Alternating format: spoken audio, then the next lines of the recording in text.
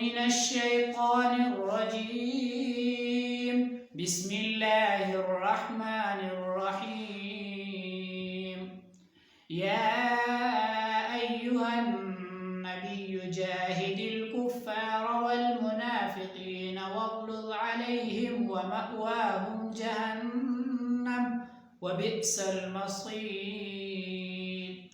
ضرب الله مثلا للذين كفروا امرأة نوح وامرأة لوط كانتا تحت عبدين من عبادنا صالحين فخانتاهما فلم يغنيا عنهما من الله شيئا وقيل ادخلا النار مع الداخلين.